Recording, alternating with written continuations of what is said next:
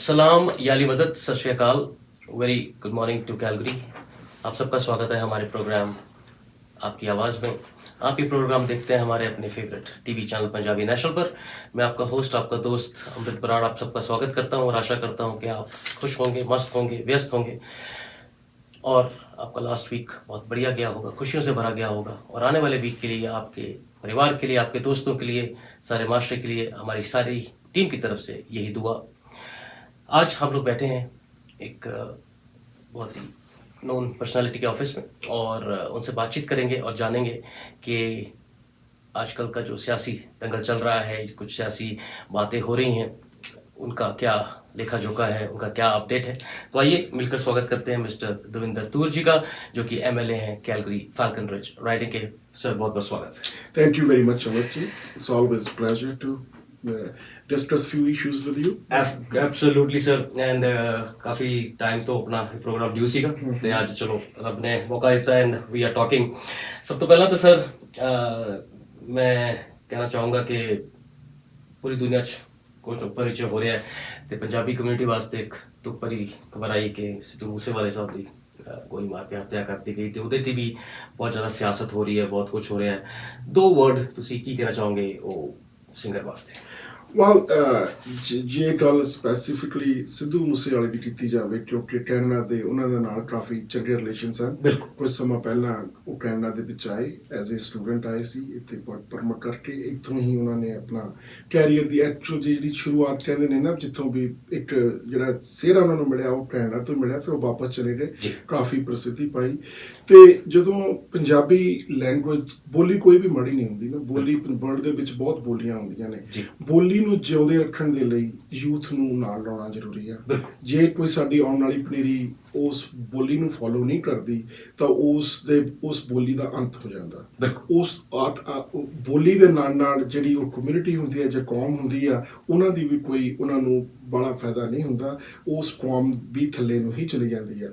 ਸੋ ਸਾਡੇ ਚਾਹੇ ਰਿਲੀਜੀਅਸ ਹੋਣ ਚਾਹੇ ਸਿੰਗਰ ਜਿਵੇਂ ਕਹਿਣ, ਤਾਂ ਉਹਦੇ ਵਿੱਚੋਂ ਵੀ ਜਿਹੜੀ ਬੋਲੀ ਨੂੰ ਇੰਪੋਰਟੈਂਸ ਦੇਣੀ ਜਾਂ ਉਸਨੂੰ ਯੂਥ ਨੂੰ ਉਸਦੇ ਅੱਗੇ ਕੋਈ ਇਹੋ ਜਿਹਾ ਕੋਈ ਇੱਕ ਮੁਹਿੰਮ ਚਲਾਉਣੀ ਕਿ ਯੂਥ ਤੁਹਾਡੇ ਨਾਲ ਜੜੇ। ਹਾਂ ਜ਼ਰੂਰ ਆ ਕਿ ਕਿੰਤੂ ਪਰੰਤੂ ਹੋਏ ਕਿ ਵਾਇਲੈਂਸ ਦੀਆਂ ਗੱਲਾਂ ਕਰਦੇ ਸੀ, ਪਰ ਜਦੋਂ ਬੋਲੀ ਦੀ ਪ੍ਰਮੋਸ਼ਨ ਹੋ ਰਹੀ ਸੀ, ਖਾਸ ਕਰਕੇ ਯੂਥ ਲੜ ਰਿਹਾ ਸੀ, ਉਹ ਪੰਜਾਬੀ ਬੋਲੀ ਲਈ, ਸਾਡੀ ਪੰਜਾਬੀ ਭਾਈਚਾਰੇ ਲਈ ਇੱਕ ਮਾਣ ਵਾਲੀ ਗੱਲ ਸੀਗੀ। ਸੋ ਮੈਂ ਸਿੱਧੂ ਮੂਸੇਵਾਲੇ ਦੇ ਕੋਈ ਬੜੇ ਸੰਗੀਤ ਦੇ ਮੈਂ ਬੜਾ ਫੈਨ ਨਹੀਂ ਹਾਂ, ਕਿਉਂਕਿ ਉਮਰ ਹੋ ਰਹੀ ਹੈ ਇਹ ਜਿਹੇ ਹਿਪ ਹੌਪ ਜਿਹੜਾ ਵੈਸਟਰਨ ਕਲਚਰ ਦੇ ਵਿੱਚ ਆ, ਉਸ ਸੌਂਗ ਦੀ ਵੀ ਜਾਣੀ age you don't do it. ਪਰ ਜਦੋਂ ਯੂਥ ਦੀ ਗੱਲ ਕੀਤੀ ਜਾਵੇ ਤਾਂ ਜਿਹੜਾ ਹਿਪ ਹੌਪ ਦਾ ਵੈਸਟਰਨ ਕਲਚਰ ਅਸੀਂ ਕਹਿੰਦੇ ਸੀ, ਉਹਦੇ ਵਿੱਚ ਇੱਕ ਪੰਜਾਬੀ ਬੋਲੀ ਦੀ ਇੰਪੋਰਟੈਂਸ ਜਦੋਂ ਬਚਪਨ ਤੋਂ ਮੈਂ ਦੇਖ ਰਿਹਾ ਕਿ ਮੇਰਾ ਇਹ ਮੰਨਣਾ ਕਿ ਬਾਲੀਵੁੱਡ ਦੀ ਕੋਈ ਵੀ ਫਿਲਮ ਹਿੱਟ ਨਹੀਂ ਹੋ ਸਕਦੀ ਜਿਹਦੇ 'ਚ ਪੰਜਾਬੀ ਗਾਣਾ। ਸੋ ਪੰਜਾਬੀ ਗਾਣੇ ਦੀ ਇਹ ਜੀ ਕੋਈ ਇੰਪੋਰਟੈਂਸ ਹੋਊਗੀ, ਜਾਂ ਤਾਂ ਉਸ ਦੇ ਬੋਲ ਹੋਣਗੇ ਜਾਂ ਮਿਊਜ਼ਿਕ ਹੋਊਗਾ, ਤੇ ਉਸ ਦੇ ਵਿੱਚ ਉਹਨਾਂ ਨੂੰ ਹਿੰਦੁਸਤਾਨ ਦੇ ਵਿੱਚ ਨਹੀਂ ਸਾਰੇ ਸੰਸਾਰ ਦੇ ਵਿੱਚ ਇਸ ਗੱਲ ਨੂੰ ਮੰਨਿਆ। ਤੇ ਹੁਣ ਸਾਨੂੰ ਬੋਲੀ ਮਿਊਜ਼ਿਕ ਦੀ ਗੱਲ ਕਰੀਏ ਤਾਂ ਮੈਂ ਮਿਊਜ਼ਿਕ ਦਾ ਕਾਫੀ ਗਿਆਨੀ ਨਹੀਂ ਹੈਗਾ, ਪਰ ਕੱਲ ਜਦੋਂ ਸ਼੍ਰੀ ਗੁਰੂ ਅਰਜਨ ਦੇਵ ਜੀ ਦੇ ਅਸੀਂ ਜਦ ਉਹਨਾਂ ਨੂੰ ਸ਼ਰਧਾਂਜਲੀ ਦੇਣ ਲਈ ਅੱਜ ਉੱਥੇ ਗਏ ਸੀ, ਤਾਂ ਮੈਂ ਤੁਹਾਨੂੰ ਗੱਲ ਦੱਸਣੀ ਚਾਹੁੰਦਾ ਕਿ ਉਹਨਾਂ ਦੇ ਜਦੋਂ ਅਸੀਂ ਸ਼ਹੀਦੀ ਦਿਵਸ ਮਨਾਉਂਦੇ ਹਾਂ ਜਦੋਂ, ਤਾਂ ਸਾਨੂੰ ਯਾਦ ਆਉਣੀ ਹੈ ਕਿ ਜਿਹੜੀ ਬੋਲੀ ਕੀ ਹੁੰਦੀ ਆ। ਫੋਰ ਐਗਜ਼ਾਮਪਲ ਸ਼੍ਰੀ ਗੁਰੂ ਗ੍ਰੰਥ ਸਾਹਿਬ ਜੋ ਸਿੱਖਾਂ ਦੇ ਗੁਰੂ ਨੇ, ਉਹਨਾਂ ਨੂੰ ਅਸੀਂ ਮੰਨਦੇ ਹਾਂ, ਉਹਨਾਂ ਦੇ ਵਿੱਚ ਜਿਹੜੀ ਬੋਲੀ ਆ ਮਿਊਜ਼ਿਕ ਦਾ ਉਹਦੇ ਵਿੱਚ ਬਹੁਤ ਵੱਡਾ ਪਾਰਟ ਆ। ਉਹਦੇ ਵਿੱਚ 31 ਤਾਂ ਰਾਗ ਨੇ, 62 ਸਬ ਰਾਗਸ ਨੇ। ਜਿਹੜੇ 31 ਰਾਗਸ ਨੇ ਉਹ ਜ਼ਰੂਰੀ ਨਹੀਂ ਕਿ ਪੰਜਾਬੀ ਕਮਿਊਨਿਟੀ ਹੀ ਸਮਝਦੀ ਆ, ਕਿਉਂਕਿ ਜੇ ਉਹਦਾ ਮਿਸ਼ਰਣ ਦੇਖਿਆ ਜਾਵੇ ਤਾਂ ਉਹਦੇ ਜਿਹੜੇ ਜੇ ਤੁਸੀਂ ਸ਼੍ਰੀ ਗੁਰੂ ਅਰਜਨ ਦੇਵ ਜੀ ਬਾਰੇ ਪੜ੍ਹੋ ਤਾਂ ਉਹਨਾਂ ਨੇ ਜੋ ਵੀ ਗੱਲ ਉਸ ਵੇਲੇ ਕੀਤੀ ਸੀ 1606 ਤੋਂ ਪਹਿਲਾਂ, ਉਸ ਦੇ ਵਿੱਚ ਜੇ ਸ਼੍ਰੀ ਹਰਿਮੰਦਰ ਸਾਹਿਬ ਨੂੰ ਬਣਾਇਆ 4 ਦਰਵਾਜ਼ੇ ਰੱਖਣ ਦਾ ਕੀ ਮਤਲਬ ਸੀ ਕਿ ਇੱਕ 'ਚੋਂ ਹਿੰਦੂ, ਇੱਕ 'ਚੋਂ ਸਿੱਖ, ਇੱਕ ਮੁਸਲਮਾਨ, ਈਸਾਈ, ਉਹਨਾਂ ਨੇ ਉਹ ਗੱਲਾਂ ਉਦੋਂ ਕੀਤੀਆਂ ਸੀ, ਇਹਨਾਂ ਦੀ ਅੱਜ ਲੋੜ ਆ। ਉਸੇ ਤਰ੍ਹਾਂ ਜਿਹੜੇ ਮਿਊਜ਼ਿਕ ਦੇ ਵਿੱਚ ਰਾਗ ਦਿੱਤੇ ਸੀ, ਜਿੰਨੇ ਵੀ ਰਾਗ ਆ ਉਹ ਅੱਜ ਸਾਡੇ ਕਲਾਸੀਕਲ ਜਿਹੜਾ ਮਿਊਜ਼ਿਕ ਆ ਉਹਦੇ ਮੇਨ ਪਾਰਟ ਨੇ। ਜੀ ਉਹ ਉਹਨਾਂ ਨੇ ਜਾਂ ਦੋਨਾਂ ਨੂੰ ਮਿਸ਼ਰਣ ਦੇ ਵਿੱਚ ਉਸ ਨੂੰ ਪਾਇਆ। ਜੇ ਉਸ ਰਾਗ ਨੂੰ ਹੀ ਚਲਾ ਦਈਏ, ਬਾਣੀ ਦੀ ਤੁਕ ਨਾ ਹੋਵੇ, ਤਾਂ ਫਿਰ ਵੀ ਸਾਰੇ ਸੰਸਾਰ ਦੇ ਲੋਕ ਉਸ ਦਾ ਆਨੰਦ ਮਾਣਦੇ ਨੇ। ਮਿਊਜ਼ਿਕ ਦੇ ਵਿੱਚ ਜਿਹੜੀ ਇੰਨੀ ਪਾਵਰ ਹੁੰਦੀ ਆ ਕਿ ਤੁਸੀਂ ਜੇ ਉਹ ਮਿਊਜ਼ਿਕ ਨੂੰ ਚਾਹੇ ਮੈਡੀਟੇਸ਼ਨ ਲਈ, ਚਾਹੇ ਸੈਲੀਬ੍ਰੇਸ਼ਨ ਦੇ ਲਈ, ਜਾਂ ਬੋਲੀ ਨੂੰ ਪ੍ਰਮੋਟ ਕਰਨ ਦੇ ਲਈ, ਤਾਂ ਇੱਕ ਬਹੁਤ ਇੰਪੋਰਟੈਂਸ ਆ। ਤੇ ਜਿਹੜਾ ਸਿੱਧੂ ਮੂਸੇਵਾਲੇ ਦੀ ਗੱਲ ਕੀਤੀ ਜਾਵੇ, ਇੱਕ ਨੌਜਵਾਨ ਬੱਚਾ ਜਿਹੜਾ 28 ਸਾਲ ਦਾ ਸੀ, ਉਸਨੇ ਥੋੜ੍ਹੇ ਜਿਹੇ ਸਾਲਾਂ ਦੇ ਵਿੱਚ ਉਸ ਬੋਲੀ ਨੂੰ ਪ੍ਰਮੋਟ ਕੀਤਾ, ਯੂਥ ਨੂੰ ਨਾਲ ਲਾਇਆ, ਤੇ ਜਿਹੜੇ ਹਾਲਾਤਾਂ ਦੇ ਵਿੱਚ ਉਸ ਦੀ ਮੌਤ ਹੋਈ ਆ, ਉਹ ਇੱਕ ਸਾਰੇ ਸੰਸਾਰ ਦੇ ਵਿੱਚ ਇੱਕ ਸ਼ੌਕ ਮੰਡੂ ਗਈ ਆ। ਸਾਨੂੰ ਚਾਹੇ ਤੁਸੀਂ ਕੋਈ ਵੀ ਕਮਿਊਨਿਟੀ ਦੇ ਹੋਵੋ, ਚਾਹੇ ਵਰਲਡ ਦੇ ਵਿੱਚੋਂ I think almost more than 151 countries ਦੇ ਵਿੱਚ ਜੇ ਗੂਗਲ ਸਰਚ ਕੀਤੀ ਜਾਵੇ ਤੇ ਟਾਪ ਤੇ ਚੱਲ ਰਹੀ ਆ। ਕਿੰਨੇ ਵੱਡੀ ਮਾਣ ਦੀ ਗੱਲ ਆ, ਇੱਕ ਛੋਟੇ ਜਿਹੇ ਘਰ ਤੋਂ ਚੱਲਿਆ ਮੁੰਡਾ, ਤੇ ਮਾਂ-ਬਾਪ ਦੇ ਲਈ ਬਹੁਤ ਬਹੁਤ ਦੁਖੀ ਗੱਲ ਆ ਕਿ ਉਸ ਦਾ ਵਿਛੜ ਜਾਣਾ। So it's a sad thing. ਪਰ ਦੂਜੇ ਪਾਸੇ ਜੇ ਗੱਲ ਕੀਤੀ ਜਾਵੇ ਵੀ ਸਰਕਾਰਾਂ ਦੇ ਅਸੀਂ ਜ਼ਿਆਦਾ ਬਾਉਂਡਰੀਜ਼ ਤਾਂ ਕ੍ਰਾਸ ਨਹੀਂ ਕਰਦੇ ਇੱਕ ਦੂਜੇ ਦੀ, ਪਰ ਮੈਂ ਇਹੀ ਕਹਿਣਾ ਹੁੰਦਾ ਕਿ ਇਹ ਪ੍ਰੋਬਲਮ ਨੂੰ ਅਸੀਂ ਉਨਾ ਚਿਰ ਨਹੀਂ ਨਿਕਾਲ ਸਕਦੇ ਜਿੰਨਾ ਚਿਰ ਕਿਸੇ ਹੋਰ ਦੀ ਪ੍ਰੋਬਲਮ ਆ। ਮੈਂ ਇਹ ਨਹੀਂ ਕਹਿ ਸਕਦਾ ਕਿ ਪੰਜਾਬ ਦੇ ਵਿੱਚ ਹੋ ਰਿਹਾ, ਇੱਥੇ ਨਹੀਂ ਹੋ ਰਿਹਾ। ਸਾਡੇ ਹੋ ਸਕਦਾ ਘੱਟ ਹੋ ਰਿਹਾ ਹੋਵੇ, ਪਰ ਹੋ ਰਿਹਾ। ਅਸੀਂ ਉਸ ਦੇ ਲਈ ਅੱਖਾਂ ਨਹੀਂ ਬੰਦ ਕਰ ਸਕਦੇ। ਜਦੋਂ ਪੈਸੇ ਦੇ ਥੱਬਿਆਂ ਦੀਆਂ ਥੱਬੀਆਂ ਇੱਧਰੋਂ ਉੱਧਰ ਹੋ ਜਾਂਦੀਆਂ ਨੇ, ਤਾਂ ਪੋਲੀਟੀਸ਼ੀਅਨ, ਸਾਡੇ ਧਾਰਮਿਕ ਗੁਰੂ, ਸਾਡੇ ਜਿਹੜੇ ਸੋਸ਼ਲਿਸਟ ਆਰਗੇਨਾਈਜੇਸ਼ਨ ਚਲਾਉਣ ਵਾਲੇ ਅੱਖਾਂ ਬੰਦ ਕਰ ਲੈਂਦੇ ਨੇ। ਉਹ ਇਹੀ ਚੀਜ਼ ਦਾ ਇੰਤਜ਼ਾਰ ਕਰਦੇ ਨੇ ਕਿ ਤੁਹਾਡੇ ਘਰੇ ਪ੍ਰੋਬਲਮ ਕਦੋਂ ਆਉਣੀ ਆ। ਸੋ ਸਾਨੂੰ ਇਹ ਨਹੀਂ ਸੋਚਣਾ ਚਾਹੀਦਾ ਕਿ ਪੰਜਾਬ ਦੀ ਪ੍ਰੋਬਲਮ ਆ, ਇਹ ਸਾਡੀ ਕਮਿਊਨਿਟੀ ਦੀ ਪ੍ਰੋਬਲਮ ਆ। ਜੇ ਉੱਥੇ ਆਈ ਆ, ਇੱਥੇ ਵੀ ਆ ਸਕਦੀ ਆ। ਤੇ ਉਸ ਦੇ ਲਈ ਜਿਹੜੀ ਸਲਾਹ ਮਸ਼ਵਰੇ ਅਸੀਂ ਦੂਜਿਆਂ ਨੂੰ ਦਿੰਦੇ ਆ, ਪਹਿਲਾਂ ਆਪਣੇ ਆਪ ਤੇ ਲਾਉਣੇ ਚਾਹੀਦੇ ਨੇ। ਕੀ ਬਾਤ ਹੈ ਸਰ।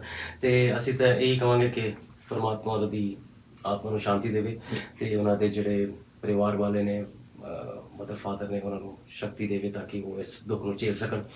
ਤੇ ਜਿਸ ਤਰ੍ਹਾਂ ਤੁਸੀਂ ਕਿਹਾ ਕਿ ਇਹ ਪ੍ਰੋਬਲਮ ਇੱਥੇ ਵੀ ਆ ਸਕਦੀ ਹੈ, ਤੇ ਇੱਥੇ ਆ ਚੁੱਕੀ ਹੈ, but that's a different subject. ਆਪਾਂ ਫਿਰ ਕਦੇ ਗੱਲ ਕਰਾਂਗੇ ਇਹਦੇ ਬਾਰੇ। But sir, thank you so much for your words. ਆਪਾਂ ਅੱਗੇ ਵਧਦੇ ਹਾਂ। ਇੱਥੇ ਸਰ ਕੁਝ ਚੀਜ਼ਾਂ ਮੈਂ ਤੁਹਾਡੇ ਤੋਂ ਪੁੱਛਣਾ ਚਾਹੁੰਦਾ ਸੀਗਾ। ਤੁਸੀਂ ਪਿੱਛੇ ਕੁਝ ਅਨਾਉਂਸਮੈਂਟਸ ਵੀ ਕੀਤੀਆਂ, ਤੇ ਉਹਦੇ ਬਾਰੇ ਮੈਂ ਥੋੜੀ ਕਲੈਰਿਟੀ ਚਾਹਦਾ ਸੀਗਾ।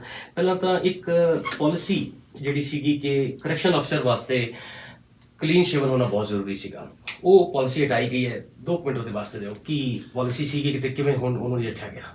ਜਦੋਂ ਮੈਨੂੰ ਇਹ ਗੱਲ ਦਾ ਪਤਾ ਲੱਗਿਆ ਤੇ ਉਸ ਵੇਲੇ ਕਾਫੀ ਸ਼ੌਕ ਲੱਗਿਆ ਸੀ ਕਿ ਵੀ ਕੈਨੇਡਾ ਦੇ ਵਿੱਚ ਰਹਿੰਦੇ ਆ, ਕੋਈ as a public sector the job ਹੋਵੇ, ਖਾਸ ਕਰਕੇ ਉਸ ਪ੍ਰੋਵਿੰਸ ਨੂੰ ਜਿਸ ਦੇ ਲੈਜਿਸਲੇਚਰ ਦੇ ਵਿੱਚ ਮੈਂ ਨਾ ਹੋਵਾਂ। ਵੀ ਕੋਈ ਇਹੋ ਜਿਹੀ ਪਾਲਿਸੀ ਹੈਗੀ ਆ, ਜ਼ਰੂਰੀ ਨਹੀਂ ਇਕੱਲੇ ਸਿੱਖਾਂ ਲਈ, ਜਾਂ ਕੋਈ ਹੋਰ ਵੀ ਪਾਲਿਸੀ ਕਿਸੇ ਲਈ ਰੱਖਦੀ ਆ, ਕਿ ਵੀ ਇੰਨੀ ਰੇਸਿਸਟ ਤੇ ਡਿਸਕ੍ਰਿਮੀਨੇਸ਼ਨ ਪਾਲਿਸੀ ਹੋਵੇ ਕਿ ਜਿਸ ਦੇ ਵਿੱਚੋਂ ਇੱਕ ਪਰਟੀਕੂਲਰ ਕਮਿਊਨਿਟੀ ਨੂੰ ਕਹਿ ਦਿੱਤਾ ਜਾਵੇ ਕਿ ਤੁਸੀਂ ਇਹ ਜੌਬ ਲਈ ਅਪਲਾਈ ਨਹੀਂ ਕਰ ਸਕਦੇ technically. So when I found out ਕਿ ਥਰੂ ਆਰਗੇਨਾਈਜੇਸ਼ਨਸ ਕਿ ਇਹ ਪਾਲਿਸੀ ਹੈ, ਤਾਂ ਮੈਂ ਉਹਨਾਂ ਦੀ ਹਾਇਰਿੰਗ ਪ੍ਰੈਕਟਿਸਿਸ ਦੇਖੀ ਜਿਹਦੇ ਵਿੱਚੋਂ ਸਾਫ਼ ਲਿਖਿਆ ਸੀ ਕਿ you need to be a clean shaven. So ਜਦੋਂ ਮੈਂ ਅਪਰੋਚ ਕੀਤਾ through our department and we found out ਕਿ ਇਟ ਐਗਜ਼ਿਸਟ। ਤੇ ਪਰ ਇੱਕ ਬਹੁਤ ਖੁਸ਼ੀ ਦੀ ਵੀ ਗੱਲ ਆ ਕਿ ਜਦੋਂ ਤੁਸੀਂ ਉੱਥੇ ਬੈਠੇ ਹੁੰਦੇ ਹੋ, ਤਾਂ ਮੈਂ ਸਾਡੇ ਜਸਟਿਸ ਮਿਨਿਸਟਰ ਟਾਇਲਰ ਸ਼ੈਂਡਰੋ ਤੇ ਪ੍ਰੀਮੀਅਰ ਕੈਨਿੰਗ ਉਸ ਵੇਲੇ ਮੈਂ ਅਪਰੋਚ ਕੀਤਾ। ਮੈਂ ਕਿਹਾ what is this going on, ਤਾਂ ਉਹ ਵੀ ਮੇਰੇ ਜਿੰਨੇ ਹੀ ਸਰਪ੍ਰਾਈਜ਼ ਸਨ ਕਿ ਕੋਈ ਸਾਨੂੰ ਇਹਨਾਂ ਨਹੀਂ ਲਿਆ ਤੇ ਵੀ ਪਾਲਿਸੀ ਨੂੰ ਕਿਵੇਂ ਕੀਤਾ ਜਾਵੇ, ਵੀ ਠੀਕ ਕੀਤਾ ਜਾਵੇ। ਸੋ ਮੈਨੂੰ ਮੀਡੀਆ ਇਨਕੁਆਇਰੀਜ਼ ਆਈਆਂ ਸਨ ਤੇ ਮੈਂ ਮੀਡੀਆ ਨੂੰ ਪ੍ਰੋਮਿਸ ਕੀਤਾ ਸੀ ਕਿ ਸ਼ੁੱਕਰਵਾਰ ਨੂੰ ਮੈਂ ਸਵੇਰੇ ਆਊਂਗਾ ਮੀਡੀਆ ਦੇ। ਹੋ ਸਕਦਾ ਕਿ ਅਸੀਂ ਪਹਿਲਾਂ ਅਨਾਉਂਸ ਕਰ ਦਿੱਤੀ ਜਾਵੇ ਜਿਹੜੀ ਚੇਂਜ ਆ, ਪਰ ਜੇ ਨਾ ਵੀ ਹੋਈ ਤਾਂ ਮੈਂ ਅਨਾਉਂਸ ਜ਼ਰੂਰ ਕਰ ਜੂੰਗਾ। ਸੋ ਇੱਕ ਥੋੜੇ ਜਿਹੇ 1-2 ਘੰਟੇ ਬਾਅਦ ਉਹ ਅਨਾਉਂਸ ਹੋ ਗਈ ਸੀ। ਉਹਦਾ ਰੀਜ਼ਨ ਇਹ ਸੀ ਕਿ ਕੁਛ ਹੈਲਥ ਰੀਜ਼ਨ ਕਰਕੇ, ਕਿ ਜਿਹੜਾ ਜਦੋਂ ਉਹਨਾਂ ਦੀ ਕੋਈ ਇਕਵਿਪਮੈਂਟ ਹੁੰਦਾ, ਕੋਈ ਇੰਨਾ ਮਹਿੰਗਾ ਇਕਵਿਪਮੈਂਟ ਨਹੀਂ ਹੁੰਦਾ, ਪਰ ਉਹ ਮੌਕੇ ਦੇ ਆਫਿਸਰਸ ਨੇ ਉਹ ਪਾਲਿਸੀ ਬਣਾਈ ਸੀ ਕਿ ਜੇ ਤੁਹਾਡੇ ਦਾੜੀ ਹੋਵੇ ਜਾਂ ਸਿੱਖ ਤੁਸੀਂ ਪੇਚੇ 'ਚ ਹੋਵੋ ਤਾਂ ਤੁਸੀਂ ਉਹ ਇਕਵਿਪਮੈਂਟ ਨਹੀਂ ਪਾ ਸਕਦੇ। ਪਰ ਜਦੋਂ ਦੂਜੀਆਂ ਜੂਰਿਸਡਿਕਸ਼ਨ ਦੇ ਵਿੱਚ ਇਹ ਥੋੜਾ ਜਿਹਾ ਸਸਤਾ ਜਿਹਾ ਇਕਵਿਪਮੈਂਟ ਆ, ਹੁਣ ਮੈਂ ਦੱਸਣਾ ਨਹੀਂ ਚਾਹੂੰਗਾ, ਤਾਂ ਉਹ ਉਸ ਨੂੰ ਜੇ ਪਾਇਆ ਜਾਵੇ, ਕੋਈ ਉਹਦੇ ਲਈ ਸਾਨੂੰ $1 ਮਿਲੀਅਨ ਦੀ ਫੰਡਿੰਗ ਤਾਂ ਨਹੀਂ ਸੀ। So when we told them and then we changed the policy that they cannot be discriminate people for this। and ਉਸ ਤੋਂ ਬਾਅਦ ਕੀ ਹੋਇਆ ਕਿ ਦੇਖੋ ਇਹ ਗੱਲ ਛੋਟੀ ਲੱਗਦੀ ਹੈ ਨਾ, ਛੋਟੀ ਲੱਗਦੀ ਹੈ, ਤੇ ਮੈਨੂੰ ਵੀ ਲੱਗਦਾ ਕਿ ਮੈਂ ਬਹੁਤ ਛੇਤੀ ਹੀ ਠੀਕ ਕਰ ਲਿਆ। ਤੇ ਉਸ ਗੱਲ ਦਾ ਜੇ ਜਿਸ ਨੂੰ ਰਸ਼ ਕਰਨਾ ਪਵੇ ਫਿਰ ਥੋੜਾ ਜਿਹਾ ਔਖਾ ਵੀ ਲੱਗਦਾ। ਪਹਿਲਾਂ ਇੱਕ ਜਿਹੜਾ ਸਾਡੇ ਇੱਕ ਪ੍ਰੋਬਲਮ ਆਈ ਸੀ ਵੀ ਜਦੋਂ ਹੈਲਮਟ ਪਾ ਕੇ ਬਾਈਕ ਚਲਾਉਣਾ, ਉਸ ਦੇ ਬਾਰੇ ਕਾਫੀ ਸੰਘਰਸ਼ ਕਰਨਾ ਪਿਆ। ਹੁਣ ਥੋੜੇ ਜਿਹੇ ਪ੍ਰੋਵਿੰਸਸ ਦੇ ਵਿੱਚ ਇਸ ਦੀ ਇਜਾਜ਼ਤ ਦਿੱਤੀ ਗਈ ਹੈ। ਅਲਬਰਟਾ ਦੇ ਵਿੱਚ ਵੀ you don't have to wear helmet, ਪੱਗ ਦੇ ਉੱਤੋਂ ਹੈਲਮਟ ਪਾਉਣਾ ਬਹੁਤ ਔਖਾ। ਸੋ ਇਟ ਇਜ਼ ਅਲਾਉਡ ਨਾ, ਪਰ ਕਈ ਗੱਲਾਂ ਹੁੰਦੀਆਂ ਨੇ ਕਿ ਤੁਸੀਂ ਉਹਦੇ ਵਿੱਚ ਹਜੇ ਵੀ ਕਮੀ ਪੇਸ਼ੀ ਹੁੰਦੀ ਆ। ਪਰ ਸਾਨੂੰ ਕੋਈ ਵੀ ਕਮਿਊਨਿਟੀ ਹੋਵੇ ਉਹਦੇ ਲਈ ਥੋੜਾ ਜਿਹਾ ਪ੍ਰੋਐਕਟਿਵ ਰਹਿਣਾ ਚਾਹੀਦਾ। ਲੈਟਸ ਟਾਕ ਅਬਾਊਟ ਜਿਵੇਂ ਕੁਬੈਕ ਦੇ ਵਿੱਚ ਸਾਨੂੰ ਕੀ ਮੰਨਿਆ ਜਾਂਦਾ ਕਿ ਚਾਹੇ ਉਹਨਾਂ ਦੇ ਇਮੀਗ੍ਰੇਸ਼ਨ ਲਾਜ਼ ਹੋਣ, ਚਾਹੇ ਜੋ ਵੀ ਉਹਨਾਂ ਦੀਆਂ ਪਾਲਿਸੀਜ਼ ਹੋਣ, ਉਹ ਜਦੋਂ ਅਸੀਂ ਅਲਬਰਟਾ ਦੇ ਵਿੱਚ ਜਾਂ ਦੂਜੇ ਕੈਨੇਡਾ ਦੇ ਸੂਬਿਆਂ ਦੇ ਵਿੱਚ ਬੈਠੇ ਦੇਖਦੇ ਹਾਂ ਤੇ ਸਾਨੂੰ ਕੋਈ ਜ਼ਿਆਦਾ ਫਰੈਂਡਲੀ ਨਹੀਂ ਲੱਗਦੀਆਂ to the newcomers and that's, ਹੈ ਨਾ। ਪਰ ਉਹਦੀ ਵਜ੍ਹਾ ਵੀ ਇਹ ਆ ਕਿ ਕਿਸੇ ਐਗਰੀਮੈਂਟ ਦੇ ਮੁਤਾਬਕ ਉਹਨਾਂ ਨੂੰ ਇਮੀਗ੍ਰੇਸ਼ਨ ਦੀ ਜ਼ਿਆਦਾ ਇਜਾਜ਼ਤ ਦਿੱਤੀ ਗਈ ਆ। ਹੁਣ ਕੁਬੈਕ ਦੀ ਗਵਰਨਮੈਂਟ ਬਿੱਲ 21 ਲੈ ਕੇ ਆਈ ਤੇ ਬਿੱਲ 21 ਦੇ ਵਿੱਚ ਜਦੋਂ ਮੈਂ ਨਵਾਂ ਹੀ ਲੈਜਿਸਲੇਚਰ ਦੇ ਵਿੱਚ ਪਹੁੰਚਿਆ ਸੀ, ਮੈਨੂੰ ਅੱਜ ਵੀ ਯਾਦ ਆ ਕਿ ਮੈਂ ਲੈਜਿਸਲੇਚਰ 'ਚ ਬੈਠਾ ਜਦੋਂ ਪੜ੍ਹ ਰਿਹਾ ਸੀ, ਜਦੋਂ ਨਿਊਜ਼ ਫਲੈਸ਼ ਹੋਈ ਕਿ ਕੁਬੈਕ ਦੀ ਪ੍ਰੋਵਿੰਸ਼ੀਅਲ ਗਵਰਨਮੈਂਟ ਨੇ ਬਿੱਲ 21 ਪਾਸ ਕਰ ਦਿੱਤਾ। ਤੋ ਮੇਰਾ ਆਈ ਥਿੰਕ ਇਟ ਵਾਸ ਮੇਰਾ ਉਹ ਜਿਹੜਾ ਕਮੈਂਟ ਸੀਗਾ ਬੜਾ ਫੇਸਬੁੱਕ ਤੇ ਹੀ ਪਾਇਆ ਸੀ ਐਕਚੁਅਲੀ, ਕਿ it was a sad day for Canada, ਵੀ ਅਸੀਂ ਕੈਨੇਡਾ ਦੇ ਵਿੱਚੋਂ ਇੰਨਾ ਚਿਰ ਆ ਗਏ ਹਾਂ। ਇਹ ਨਹੀਂ ਮੈਂ ਕਹਿੰਦਾ ਵੀ ਅਸੀਂ ਕਦੇ ਰੇਸਿਜ਼ਮ ਜਾਂ ਡਿਸਕ੍ਰਿਮੀਨੇਸ਼ਨ ਨਹੀਂ ਦੇਖੀ, ਪਰ ਇਹ ਵੀ ਸੱਚ ਆ ਕਿ ਅਸੀਂ ਹੁਣ ਸੋਚਦੇ ਹਾਂ ਕਿ it's a past, it's history, Canada has changed, right. So ਅਸੀਂ ਅਜਿਹੀਆਂ ਗੱਲਾਂ ਹਜੇ ਵੀ ਕਰਦੇ ਹਾਂ ਕਿ ਜੇ ਤੁਹਾਡਾ ਕੋਈ ਰਿਲੀਜੀਅਸ ਸਿੰਬਲ ਪਾਇਆ ਹੋਵੇ ਤਾਂ ਤੁਹਾਨੂੰ ਪਬਲਿਕ ਸੈਕਟਰ ਦਾ ਜੌਬ ਜਾਂ ਪਬਲਿਕ ਸੈਕਟਰ ਦੀ ਸਰਵਿਸ ਦੇ ਵਿੱਚ ਬਾਹਰ ਕੱਢ ਦਿੱਤਾ ਜਾਊਗਾ। ਤੁਸੀਂ ਜੇ ਟੀਚਿੰਗ ਦੇ ਪ੍ਰੋਫੈਸ਼ਨ ਦੇ ਵਿੱਚੋਂ, ਜਾਂ ਤੁਸੀਂ ਹੈਲਥ ਸਰਵਿਸਿਜ਼ ਦੇ ਵਿੱਚੋਂ, ਜਾਂ ਤੁਸੀਂ ਲੈਜਿਸਲੇਚਰ ਹੀ ਹੋ, then you basically are not eligible if you wear a religious symbol। ਤੁਹਾਡੀ ਪੱਗ ਵੀ ਹੋ ਸਕਦੀ ਆ, ਹਿਜਾਬ ਵੀ ਹੋ ਸਕਦਾ, ਨਿਕਾਬ ਵੀ ਹੋ ਸਕਦਾ, ਔਰ ਤੌਰ ਜਨੇਊ ਵੀ ਹੋ ਸਕਦਾ ਤੇ ਕ੍ਰਾਸ ਵੀ ਹੋ ਸਕਦਾ। ਬਿਲਕੁਲ। ਸੋ ਇਸ ਗੱਲ ਦੇ ਵਿੱਚੋਂ ਜਦੋਂ ਇਹ ਗੱਲ ਸ਼ੁਰੂ ਹੋਈ ਸੀ, ਜਿਹੜੇ ਆਮ ਪੋਲੀਟੀਸ਼ੀਅਨਸ ਨੇ ਉਹ ਸੋਚਦੇ ਨੇ ਕਿ ਕੁਬੈਕ ਨਾਲ ਪੰਗਾ ਲੈਣ ਤੋਂ ਪਹਿਲਾਂ 2 ਵਾਰ ਸੋਚਦੇ ਨੇ ਕਿ ਅਸੀਂ ਕੀ ਕਰਨਾ, ਚਾਹੇ ਕਿਸੇ ਪੋਲੀਟੀਕਲ ਰੰਗ ਕੋਈ ਵੀ ਹੋਵੇ। ਪਰ ਮੇਰਾ ਇਹ ਮੰਨਣਾ ਕਿ ਜੇ ਇਹ ਅਦਾਲਤਾਂ ਨੇ, ਕੋਰਟਸ ਨੇ ਡਿਸਾਈਡ ਕਰਨਾ ਤਾਂ ਸਾਡੀ ਕੀ ਲੋੜ ਆ ਫਿਰ? ਜੀ ਬਿਲਕੁਲ। ਸਾਡੀ ਲੀਡਰਸ਼ਿਪ ਨੂੰ ਡਿਸੀਜਨ ਲੈਣਾ ਪਊਗਾ। ਜੇ ਤੁਸੀਂ ਨਾਨ ਵਿਦਸਟੈਂਡਿੰਗ ਕਲਾਸ ਕਿਸੇ ਛੋਟੀਆਂ ਗੱਲਾਂ ਲਈ ਯੂਜ਼ ਕਰ ਲੈਂਦੇ ਹੋ, ਇਹ ਤਾਂ ਇੱਕ ਬਹੁਤ ਹੀ ਵੱਡਾ ਮੁੱਦਾ ਜੀ। ਸੋ ਮੇਰਾ ਇਹ ਮੰਨਣਾ ਕਿ ਪ੍ਰੋਐਕਟਿਵ, ਇਹ ਨਹੀਂ ਪਤਾ ਵੀ ਕਦੋਂ ਕੈਨੇਡਾ ਵਿੱਚ ਆਊਗਾ, ਅਲਬਰਟਾ ਚ ਆਊਗਾ, ਪਰ ਸਾਨੂੰ ਅੱਜ ਤੋਂ ਹੀ ਲੜਨਾ ਚਾਹੀਦਾ। ਇਹ ਲੜਾਈ ਇਕੱਲੀ ਕੁਬੈਕ ਦੀ ਨਹੀਂ ਹੈ, ਸਾਰੇ ਕੈਨੇਡਾ ਦੀ। ਤੁਹਾਡੀ ਗੱਲ ਬਿਲਕੁਲ ਸਹੀ ਹੈ ਸਰ, ਲੇਕਿਨ ਤੁਸੀਂ ਜਿਹੜੀ ਗੱਲ ਕਹੀ ਨਾ ਸ਼ੁਰੂ 'ਚ ਕਿ ਛੋਟੀਆਂ ਗੱਲਾਂ, ਕੋਈ ਵੀ ਗੱਲ ਛੋਟੀ ਨਹੀਂ ਹੁੰਦੀ ਸਰ, ਕਿਉਂਕਿ ਜਿਹੜੀ ਗੱਲ ਕਮਿਊਨਿਟੀ ਨੂੰ ਹਿੱਟ ਕਰ ਰਹੀ ਹੈ ਜਾਂ ਇਫੈਕਟ ਕਰ ਰਹੀ ਹੈ, ਉਹ ਗੱਲ ਹਮੇਸ਼ਾ ਵੱਡੀ ਰਹਿੰਦੀ ਹੈ। ਤੇ ਆਈ ਬਿਲੀਵ ਕਿ ਇਹ ਤੁਹਾਡਾ ਬਹੁਤ ਵੱਡਾ ਉਪਲਬਧੀ ਹੈਗੀ ਹੈ ਕਿ ਤੁਸੀਂ ਇਹ ਛੋਟੀ ਗੱਲਾਂ 'ਚ ਗਏ। ਉਹ ਤੋਂ ਪਹਿਲਾਂ ਵੀ ਲੋਕ ਆਏ, MLA ਆਏ, ਉਹਨਾਂ ਨੇ ਨਹੀਂ ਦੇਖਿਆ, ਲੇਕਿਨ again that is hats off to you ਕਿ ਤੁਸੀਂ ਐਟਲੀਸਟ ਛੋਟੀ ਗੱਲਾਂ 'ਚ ਜਾ ਰਹੇ ਹੋ ਨਾ, ਉੱਥੋਂ ਜਾ ਕੇ ਤੁਸੀਂ ਕੱਢ ਰਹੇ ਹੋ ਕਿ ਯਾਰ ਇਹ ਗੱਲਾਂ ਵੀ ਇਫੈਕਟ ਕਰਦੀਆਂ।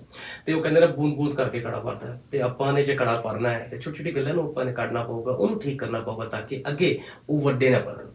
ਜੇ ਆਪਾਂ ਛੋਟੀ ਗੱਲਾਂ ਨੂੰ ਸਹੀ ਟਾਈਮ ਤੇ ਠੀਕ ਕਰ ਲਾਂਗੇ, I believe things will be much better. And thank you for doing that. ਤੇ ਅੱਗੇ ਵਾਲੇ ਹੁਣ ਟਾਈਮ 'ਚ ਕੋਈ ਵੀ ਬੰਦਾ ਜਿਹੜਾ ਕਿ ਕਿਸੇ ਵੀ ਰਿਲੀਜੀਅਸ ਬੈਕਗ੍ਰਾਉਂਡ ਦਾ ਹੈਗਾ, ਉਹ ਕਰੈਕਸ਼ਨ ਆਫਿਸਰ ਵਾਸਤੇ ਅਪਲਾਈ ਕਰ ਸਕਦਾ ਤੇ ਜੌਬ ਕਰ ਸਕਦਾ। ਐਗਜ਼ੈਕਟਲੀ। ਅਮੇਜ਼ਿੰਗ।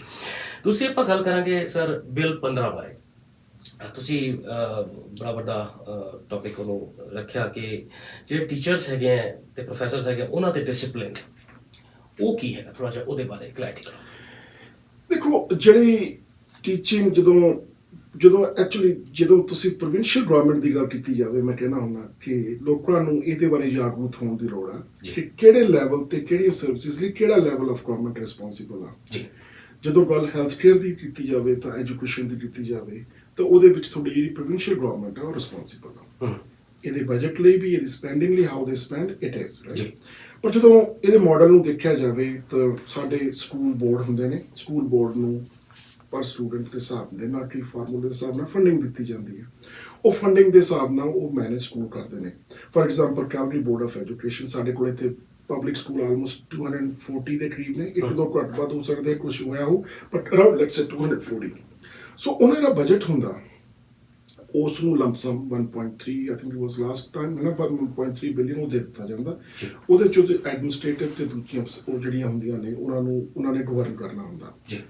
ਸੋ ਉਸ ਤੋਂ ਬਾਅਦ ਜੇ ਗੱਲ ਕੀਤੀ ਜਾਵੇ ਅਲਬਰਟਾ ਟੀਚਰ ਐਸੋਸੀਏਸ਼ਨ ATA ਦੀ ਗੱਲ ਕੀਤੀ ਜਾਵੇ ਜਾਂ ਉਹਨਾਂ ਦੀ ਜਿਹੜੀ ਯੂਨੀਅਨ ਆ ਉਹ ਟੀਚਰਾਂ ਦੀ ਯੂਨੀਅਨ ਆ, ਉਹ ਟੀਚਰਾਂ ਦੀ ਯੂਨੀਅਨ ਸਕੂਲ ਬੋਰਡਸ ਦੇ ਨਾਲ ਕੰਮ ਕਰਦੇ ਨੇ। ਹਾਲਾਂਕਿ ਜਦੋਂ ਉਹਨਾਂ ਦੇ ਕੋਈ ਰਿਨਿਊਅਲ ਕੰਟਰੈਕਟ ਹੁੰਦੇ ਨੇ ਉਹਦੇ 'ਚ ਪ੍ਰੋਵਿੰਸ਼ੀਅਲ ਗਵਰਨਮੈਂਟ ਪਲੇ ਪਾਰਟ ਕਿ ਉਹਨਾਂ ਦੀ ਸੈਲਰੀਜ਼ ਦੇ ਬਾਰੇ ਜਾਂ ਉਹਨਾਂ ਦੇ ਨਵੇਂ ਕੰਟਰੈਕਟਸ ਦੇ ਬਾਰੇ।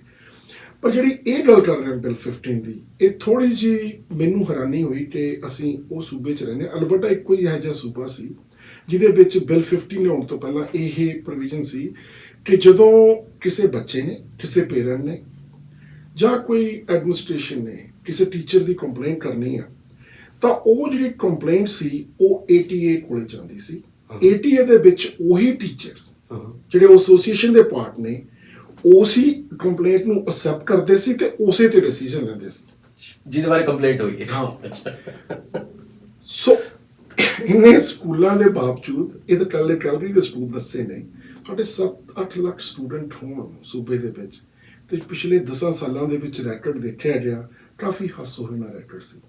ਜਿੰਨੀਆਂ ਉਹਨਾਂ ਨੂੰ ਕੰਪਲੇਂਟ ਗਈਆਂ ਨੇ ਮੈਨੂੰ ਆਪਦੀ ਰਾਈਡਿੰਗ ਦੇ ਵਿੱਚ ਉਨੀਆਂ ਕੰਪਲੇਂਟ ਪਿਛਲੇ 3 ਸਾਲਾਂ 'ਚ ਆ ਚੁੱਕੀਆਂ ਨੇ। ਸੀਰੀਅਸ ਕੰਪਲੇਂਟਸ ਨੇ। ਜਦੋਂ ਤੁਸੀਂ ਕਿਹਾ ਵੀ ਕੋਈ ਵੀ ਛੋਟੀ ਕੰਪਲੇਂਟ ਛੋਟੀ ਨਹੀਂ ਹੁੰਦੀ, so basically how can you say ਕਿ ਜਿਹੜੇ ਬੰਦੇ ਨੇ ਕੰਪਲੇਂਟ ਲੈਣੀ ਆ, ਕੰਪਲੇਂਟ ਕਰਨ ਵਾਲੇ ਦਾ ਵੀ ਉਹੀ ਆ, ਕਮੇਟੀ ਚ ਸੁਣਨ ਵਾਲਾ ਵੀ ਉਹੀ ਆ ਤੇ ਡਿਸੀਜਨ ਲੈਣ ਵਾਲਾ ਵੀ ਉਹੀ ਆ। ਸੋ ਪੇਰੈਂਟਸ ਦੀ, ਬੱਚਿਆਂ ਦੀ ਤੇ ਦੂਜਿਆਂ ਦੀ ਮੰਗ ਸੀ ਕਿ ਦਿਸ ਇਜ਼ ਨਾਟ ਫੇਅਰ। ਇੱਕ ਇਹਨਾਂ ਦਾ ਇੱਕ ਰਜਿਸਟਰਾਰ ਹੁੰਦਾ, ਇੱਕ ਕੰਪਲੇਂਟ ਦਾ ਪ੍ਰੋਵੀਜ਼ਨ ਹੋਰ ਵੀ ਹੁੰਦਾ, ਪਰ ਬੇਸਿਕਲੀ ਉਹ ਕੰਪਲੇਂਟਸ ਡਿਊਪ ਹੋ ਜਾਂਦੀਆਂ ਨੇ ਔਰ ਰਜਿਸਟਰ ਦਾ ਕੋਈ ਪਾਵਰ ਨਹੀਂ ਸੀ। ਸੋ ਬੇਸਿਕਲੀ ਅਸੀਂ ਕੀ ਕੀਤਾ, ਇੱਕ ਕਮਿਸ਼ਨ ਬਣਾਇਆ ਜਿਹਦੇ ਵਿੱਚ ਪਬਲਿਕ ਇਨਪੁਟ, ਟੀਚਰਸ ਵੀ ਹੋਣਗੇ, ਪਬਲਿਕ ਵੀ ਹੋਊਗੀ, ਪੇਰੈਂਟ ਐਂਡ ਟੀਚਰ ਵੀ ਹੋਣਗੇ, ਵੀ ਜਿਹੜੀ ਉਹ ਕੰਪਲੇਂਟ ਨੇ ਉਹ ਦੇਖਣਗੇ। ਟੀਚਰਸ ਨੂੰ ਇਹਨਾਂ ਤੇ ਬਹੁਤ ਵੱਡੇ ਵੱਡੇ ਕ੍ਰਿਮੀਨਲ ਚਾਰਜ ਲੱਗੇ, ਸੈਕਸ਼ੂਅਲ ਵਾਇਲੈਂਸ ਦੇ ਲੱਗੇ, ਦੂਜੇ ਲੱਗੇ, ਪਰ ਅੱਜ ਤੱਕ ATA ਨੇ ਡਿਸਪਲਿਨਰੀ ਐਕਸ਼ਨ ਨਹੀਂ ਸੀ ਲਿਆ। So I think it was a one-sided, it was partial, and ਆਮ ਬੰਦਾ ਤਾਂ ਕਹਿੰਦਾ ਵੀ ਇਹ ਗਵਰਨਮੈਂਟ ਕਰਵਾ ਰਹੀ ਆ ਵੀ ਜਿਹੜਾ ਸਾਨੂੰ ਇਨਸਾਫ ਨਹੀਂ ਮਿਲ ਰਿਹਾ, ਪਰ ਇਨਸਾਫ ਤੇ ਜਦੋਂ ਜਸਟਿਸ ਦੀ ਜਾਂ ਕੋਈ ਇੱਕ ਡੂਇੰਗ ਦ ਰਾਈਟ ਥਿੰਗ ਹੋਵੇ ਤਾਂ ਉਹਦੀ ਟਰਾਂਸਪੇਰੈਂਸੀ ਦੇ ਲਈ ਇੱਕ ਬਹੁਤ ਵਧੀਆ ਕਦਮ ਆ ਇਹ। ਤੇ ਦੂਜੇ ਪਾਸੇ ਮੈਨੂੰ ਪ੍ਰੋਬਲਮ ਆ ਰਹੀਆਂ ਸਨ ਜਿਹੜਾ ਕਿ ਮੈਨੂੰ ਪਤਾ ਲੱਗਿਆ ਵੀ ਬਿੱਲ ਦੇ ਕਰਕੇ ਹੀ ਹੈਲਪ ਹੋਊਗੀ। ਸਾਡੇ ਇੱਥੋਂ ਸਟੂਡੈਂਟ ਆ ਜਾਂਦੇ ਨੇ, new commerce, let's say new commerce ਕੋਈ ਵੀ ਆਉਣ ਕਮਿਊਨਿਟੀ ਤੋਂ, ਸਾਨੂੰ ਦੱਸਿਆ ਜਾਂਦਾ ਉਹਨਾਂ ਨੂੰ ਕਿ ਤੁਸੀਂ ਯੂਨੀਵਰਸਿਟੀ ਆਫ ਕੈਲਗਰੀ ਤੋਂ ਜਾ ਕੇ ਇੰਨੇ ਕ੍ਰੈਡਿਟ ਲੈ ਲਓ ਤੇ ਤੁਹਾਨੂੰ ਜਿਹੜੀ ਐਜੂਕੇਸ਼ਨ ਦੀ ਇਕੁਅਲੈਂਸੀ ਮਿਲ ਜੂਗੀ।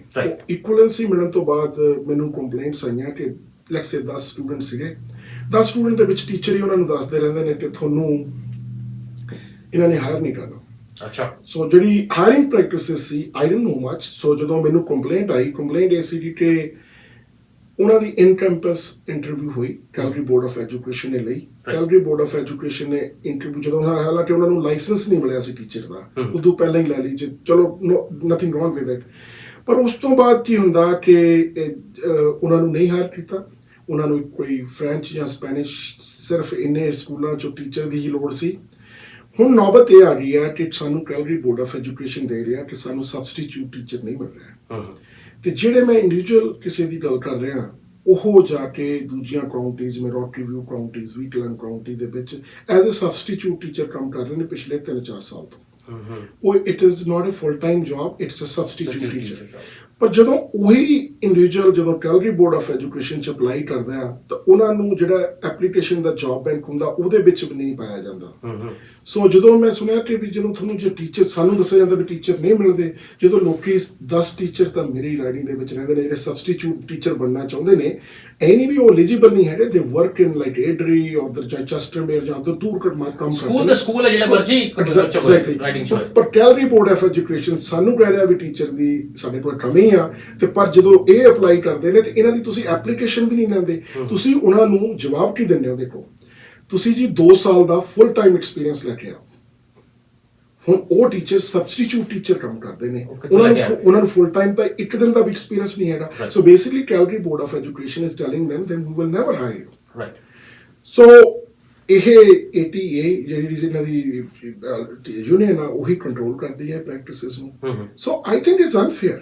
ਤੁਸੀਂ ਆ ਕੇ ਸਾਨੂੰ ਇੱਥੇ ਲੈਕਚਰ ਦਿੰਦੇ ਹੋ ਕਿ ਅਸੀਂ ਤੁਹਾਨੂੰ ਮਿਨੋਰਟੀਜ਼ ਨੂੰ ਪ੍ਰੋਟੈਕਟ ਕਰਦੇ ਹੋ, ਪਰ ਦੂਜੇ ਪਾਸੇ ਤੁਸੀਂ ਇਸ ਪਾਲਿਸੀ ਨੂੰ ਜਿਹੜੀ ਆ ਯੂਨੀਅਨ ਕੰਟਰੋਲ ਕਰਦੀ ਹੈ, ਇੱਕ ਇਹਨਾਂ ਨੇ ਪ੍ਰਾਈਵੇਟ ਕਲੱਬ ਬਣਾਇਆ ਹੋਇਆ, ਉਸ ਦੇ ਵਿੱਚ ਜਿਹੜੇ ਨਵੇਂ ਆਉਂਦੇ ਨੇ, ਹਾਲਾਂਕਿ they spend lot of money and lot of time, it's not easy to get re-educated and spend money too. Right. So I feel for it when I see well, ministry doesn't even have any control over this. So we need a legislative change so we can have a fair system for all. Right.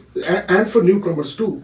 So ਜਿਹੜੀ teacher association ਆ ਉਹ ਇਸ ਦਾ ਵਿਰੋਧ ਕਰ ਰਹੀ ਹੈ ਉਹਨਾਂ ਨੂੰ ਲੱਗਦਾ ਕਿ ਉਹਨਾਂ ਦੀ ਕਿਸੇ ਨਾ ਕਿਤੇ ਪਾਵਰ ਡੀਸੈਂਟਰਲਾਈਜ਼ ਹੋ ਰਹੀ ਹੈ ਸੋ well they have a valid point and they can raise it but ਮੇਰਾ ਸ਼ੁਰੂ ਤੋਂ ਹੀ ਇੱਕ ਮਕਸਦ ਰਿਹਾ ਕਿ ਜਿਹੜੇ ਵੀ ਕੋਈ ਫੰਡਿੰਗ ਮਾਡਲ ਹੁੰਦਾ ਜੇ ਅਸੀਂ ਹੈਲਥ ਕੇਅਰ ਦੀ ਜਾਂ ਐਜੂਕੇਸ਼ਨ ਦੀ ਗੱਲ ਕਰੀਏ ਤੇ ਹੈਲਥ ਕੇਅਰ ਦੇ ਵਿੱਚ ਫੰਡਿੰਗ ਪੇਸ਼ੈਂਟ ਨੂੰ ਫੋਲੋ ਕਰਨੀ ਚਾਹੀਦੀ ਹੈ ਕੋਈ ਵੀ ਫੰਡਿੰਗ ਦੀ ਪ੍ਰੋਵੀਜ਼ਨ ਹੋਣੀ ਆ ਉਹ ਪੇਸ਼ੈਂਟ ਨੂੰ ਦੇਖ ਕੇ ਕੀਤੀ ਜਾਣੀ ਚਾਹੀਦੀ ਆ ਤੇ ਜੇ ਐਜੂਕੇਸ਼ਨ ਦੀ ਹੋਵੇ it should follow the student ਜਿਹੜੀ ਸਟੂਡੈਂਟ ਨੂੰ ਦੇਖ ਕੇ ਅਸੀਂ ਸਟੂਡੈਂਟ ਨੂੰ ਪਰ ਸਟੂਡੈਂਟ ਕਿੰਨਾ ਦਿੰਦੇ ਆ ਜਦੋਂ ਇਹ ਨੰਬਰ ਲੋਕਾਂ ਕੋਲੇ ਜਾਣਗੇ ਤਾਂ ਅੱਖਾਂ ਖੁੱਲ ਜਾਂਦੀਆਂ ਨੇ ਵੀ ਇੰਨੀ ਸਪੈਂਡਿੰਗ ਹੋ ਰਹੀ ਆ ਉਸ ਦੇ ਬਾਵਜੂਦ ਜਿਹੜੀ ਕੁਆਲਿਟੀ ਆਫ ਸਰਵਿਸ ਆ ਇਟਸ ਨਾਟ ਫੇयर आप ये सुन सकते हैं कि ये जो छोटी छोटी प्रॉब्लम्स हैं कहीं ना कहीं जाके बड़ी हो जाती हैं और जैसे तूर साहब ने कहा कि टीचर्स हमारे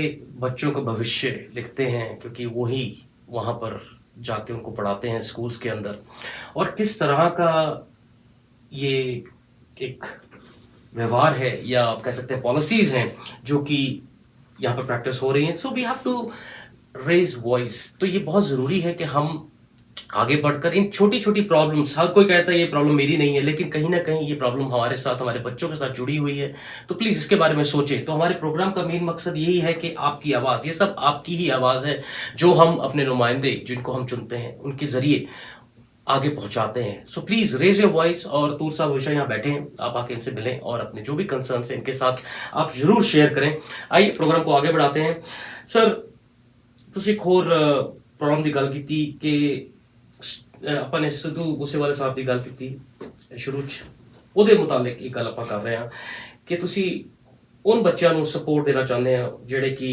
ਰੇਸ਼ੀਅਲ ਤੇ ਹੋਰ ਡਿਸਕ੍ਰਿਮੀਨੇਸ਼ਨ ਫੇਸ ਕਰਦੇ ਨੇ ਦੇਖੋ ਜਦ ਕਿਸੇ ਬੱਚਾ ਕਿਸੇ ਵੀ ਇੰਸਟੀਟਿਊਸ਼ਨ ਜਾਂਦਾ ਹੈ ਜਾਂ ਉਹਦੇ ਨਾਲ ਜਾਂ ਨੌਕਰੀ ਤੇ ਹੁੰਦਾ ਹੈ ਕਿਸੇ ਜਗ੍ਹਾ ਵੀ ਉਹਦੇ ਨਾਲ ਜੇ ਰੇਸ਼ੀਅਲ ਡਿਸਕ੍ਰਿਮੀਨੇਸ਼ਨ ਹੋਏ ਜਾਂ ਹੋਰ ਕਿਸੇ ਤਰ੍ਹਾਂ ਦਾ ਡਿਸਕ੍ਰਿਮੀਨੇਸ਼ਨ ਹੋਏ that is totally not good ਉਹਨੂੰ ਆਪਾਂ ਨੂੰ ਆਵਾਜ਼ ਚੱਕਣੀ ਚਾਹੀਦੀ ਹੈਗੀ ਆ ਤੇ ਤੁਸੀਂ ਪਿੱਛੇ ਗੱਲ ਕੀਤੀ ਸੀ ਕਿ ਤੁਸੀਂ ਉਹਨਾਂ ਦੀ ਸਪੋਰਟ ਕਰਨੀ ਚਾਹੀਦੀ ਉਹਦੇ ਬਾਰੇ ਤੁਸੀਂ ਕੀ ਕਹਿਣਾ ਚਾਹੋਗੇ ਦੇਖੋ it's basically it's a level of communication ਹੈ ਨਾ ਕਿ ਜਿਹੜੀ ਕਈ ਪ੍ਰੋਬਲਮ ਸਾਨੂੰ ਵੀ ਨਹੀਂ ਪਤਾ ਹੁੰਦੀਆਂ ਜਦੋਂ ਜੇ ਪ੍ਰੋਬਲਮਸ ਨਾ ਪਤਾ ਹੋਣ ਤਾਂ ਸੋਲੂਸ਼ਨ ਨਹੀਂ ਹੁੰਦਾ ਇਹ ਇੱਕ ਸੱਚੀ ਗੱਲ ਆ ਕਿ ਇੰਡੀਅਨ ਐਸੋਸੀਏਸ਼ਨਸ ਜਾਂ ਸਾਡੀਆਂ ਜੋ ਲੈਵਲ ਆਫ ਗਵਰਨਮੈਂਟ ਟੂ ਵੀ ਕੋਈ ਵੀ ਇਸ ਦਾ ਸਪੋਰਟ ਤਾਂ ਨਹੀਂ ਕਰਦੀ ਕਿ ਜਿਹੜੀਆਂ ਪ੍ਰੋਬਲਮਸ ਨੇ ਕੋਈ ਰੇਸ਼ੀਅਲ ਡਿਸਕ੍ਰਿਮੀਨੇਸ਼ਨ ਹੁੰਦੀ ਹੋਵੇ ਪਰ ਉਸ ਦੇ ਲਈ ਜੋ ਪ੍ਰੋਗਰਾਮ ਨੇ ਕਿਤੇ ਨਾ ਕਿਤੇ ਸਕਸੈਸਫੁਲ ਵੀ ਨਹੀਂ ਹੋ ਰਹੇ ਜੀ ਕਿਉਂਕਿ ਉਹ ਪ੍ਰੋਬਲਮ ਰੁਕੀ ਨਹੀਂ ਤਕਰੀਬਨ ਜੇ ਵਧੀ ਨਹੀਂ ਤਾਂ ਉਨੀ ਤਾਂ ਜ਼ਰੂਰ ਹੈਗੀ ਹੈ ਜੀ ਵੀ ਨੀਡ ਟੂ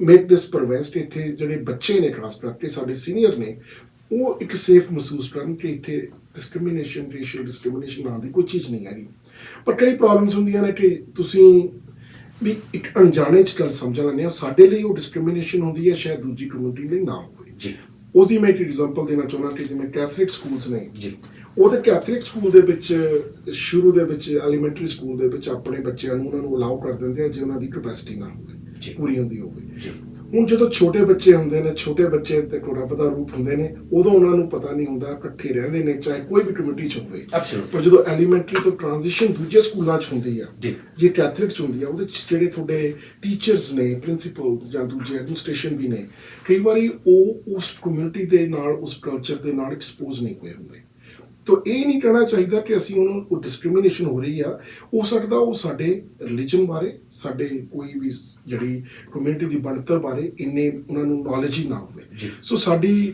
ਕਮਿਊਨਿਟੀਜ਼ ਦੇ ਜਿਹੜੀ ਆ ਰਿਲੀਜੀਅਸ ਕਮਿਊਨਿਟੀਜ਼ ਜਾਂ ਸੋਸ਼ਲ ਆਰਗੇਨਾਈਜੇਸ਼ਨ ਨੇ ਉਹਨਾਂ ਦਾ ਵੀ ਫਰਜ਼ ਬਣਦਾ ਪੋਲੀਟੀਕਲ ਆਰਗੇਨਾਈਜੇਸ਼ਨ ਦੇ ਨਾਲ ਕਿ ਲੋਕਾਂ ਨੂੰ ਐਜੂਕੇਟ ਕਰੀਏ ਹੋ ਸਕਦਾ ਫॉर एग्जांपल ਜਿਵੇਂ ਮੈਂ ਪੱਗ ਬੰਨੀ ਆ ਮੇਰਾ ਰਿਲੀਜੀਅਸ ਸਿੰਬਲ ਆ ਪਰ ਕਿਸੇ ਕਮਿਊਨਿਟੀ ਲਈ ਕੋਈ ਫੈਸ਼ਨ ਡਿਜ਼ਾਈਨ ਵੀ ਹੋ ਸਕਦਾ So they might have a different perspective, but we need to educate people. Once they educate, ਤਾਂ ਉਹਨਾਂ ਨੂੰ ਪਤਾ ਲੱਗਦਾ ਕਿਉਂਕਿ ਜੇ ਮੈਂ ਦੋ ਗੱਲਾਂ ਕਰਦਾ ਹਾਂ ਜੇ ਰਿਸਪੈਕਟ ਦਾ ਅਰਥ ਸਮਝਣਾ ਹੋਵੇ ਤਾਂ ਪਹਿਲਾਂ ਤੁਸੀਂ ਸੋਚੋ ਵੀ ਮੈਂ ਰਿਸਪੈਕਟ ਕਿਵੇਂ ਦੇਣੀ ਆ then you can expect somebody will return you respect. So ਸਾਨੂੰ ਇਸ ਲੈਵਲ ਆਫ ਕਮਿਊਨੀਕੇਸ਼ਨ ਨੂੰ ਵਧਾਉਣਾ ਚਾਹੀਦਾ ਖਾਸ ਕਰਕੇ ਬੱਚਿਆਂ ਦੇ ਵਿੱਚ ਜਿਹੜੇ ਬੱਚੇ ਕਿਸੇ ਵੀ ਕਮਿਊਨਿਟੀ ਦੇ ਵਿੱਚ ਉਹਨਾਂ ਨੂੰ ਇੱਕ ਅਸੀਂ ਕਮਿਊਨਿਟੀ ਬਿਲਡਅਪ ਦੀ ਗੱਲ ਕਰਦੇ ਹਾਂ ਵੀ ਇਸ ਦੀਆਂ ਸਟਰੋਂਗ ਕਮਿਊਨਿਟੀਜ਼ ਬਿਲਡ ਕਰਨੀਆਂ ਨੇ ਜਿੱਥੇ ਕੋਈ ਭੇਦਭਾਵ ਨਾ ਹੋਵੇ ਜਾਤ ਪਾਤ ਕਿਸੇ ਰਿਲੀਜਨ ਦਾ so we need to start teaching right from the beginning at the early level of the age so ਉਸ ਦੇ ਨਾਲ ਆਈ ਥਿੰਕ ਜਿਹੜੀ ਅਸੀਂ ਕਮਿਊਨਿਟੀ ਦੀ ਗੱਲ ਕਰਦੇ ਹਾਂ ਉਹ ਜਿਹੜੀਆਂ ਪ੍ਰੋਬਲਮਸ ਆਉਂਦੀਆਂ ਨੇ ਉਹ ਆਪਣੇ ਆਪ ਹੀ ਸੋਲਵ ਹੋ ਸਕਦੀਆਂ ਮੀਨਸ ਅਵੇਅਰਨੈਸ ਦੀ ਲੋੜ ਜ਼ਿਆਦਾ ਹੈ ਠੀਕ ਹੈ ਤੇ ਉਹ ਆਪਾਂ ਹਰੇਕ ਲੈਵਲ ਤੇ ਕਰ ਸਕਦੇ ਹਾਂ ਚਾਹੇ ਕਾਰੋ ਹੋਏ ਜਾਂ ਐਜੂਕੇਸ਼ਨ ਇੰਸਟੀਚਿਊਟ ਹੋਏ ਅਵੇਅਰਨੈਸ ਬਹੁਤ ਜ਼ਰੂਰੀ ਹੈ ਐਗਜ਼ੈਕਟਲੀ ਸਰ ਤੁਸੀਂ ਪਿੱਛੇ ਇੱਕ ਹੋਰ ਗੱਲ ਕੀਤੀ ਕਿ ਇੱਕ ਕਮਿਊਨਿਟੀ ਸੇਫਟੀ ਟਾਊਨ ਹਾਲ ਹੋਈ ਉੱਥੇ ਰਾਈਜ਼ਿੰਗ ਕ੍ਰਾਈਮਸ ਜਿਹੜੇ ਹੋ ਰਹੇ ਨੇ ਡਰੱਗਸ ਕਰਕੇ ਤੇ ਹੋਰ ਚੀਜ਼ਾਂ ਕਰਕੇ ਕਾਫੀ ਵੱਧ ਰਿਹਾ ਹੈਗਾ ਤੇ ਉਹੀ ਜਿਤਨੇ ਸ਼ੁਰੂ ਚ ਆਪਾਂ ਸਿੱਧੂ ਮੂਸੇਵਾਲੇ ਸਾਹਿਬ ਦੀ ਗੱਲ ਕੀਤੀ ਸੀਗੀ ਤੇ ਕਿਤੇ ਨਾ ਕਿਤੇ ਇੱਥੇ ਵੀ ਉਹ ਚੀਜ਼ ਆ ਰਹੀ ਹੈ ਆਪਣੇ ਪਿੱਛੇ ਕਾਫੀ